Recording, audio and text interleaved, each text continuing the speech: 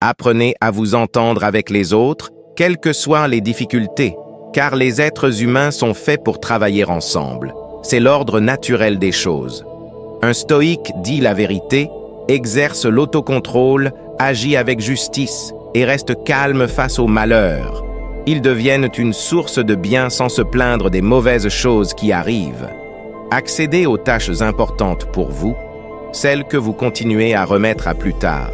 Mais n'oubliez pas que les dieux peuvent rapidement se lasser de donner le temps de les réaliser. Arrêtez de laisser le désir vous dominer. Soyez plutôt gouverné par votre propre raison. Si vous êtes vraiment concentré, il ne faudra pas longtemps avant que vous ne viviez une vie épanouissante et digne.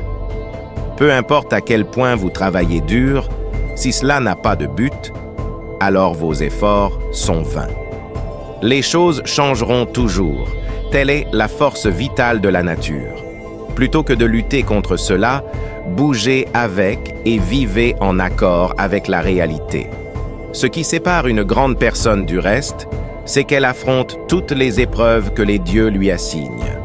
Arrêtez de prendre l'échec si personnellement. Regardez-le objectivement comme un mécanisme qui s'est bloqué et nécessite un ajustement. Découvrez pourquoi cela s'est produit, comment y remédier et comment l'empêcher de se reproduire. Arrêtez de dériver dans la vie. Trouvez un objectif louable et poursuivez-le de toutes vos forces. Éliminez ce qui n'est pas essentiel et laissez tout dans votre vie servir un but, aussi petit soit-il.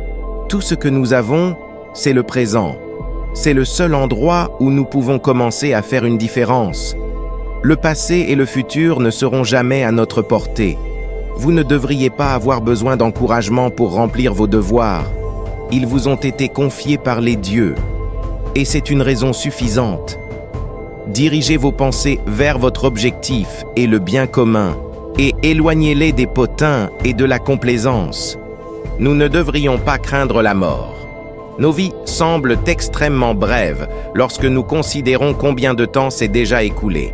Pourquoi s'accrocher à quelque chose d'aussi fugace ?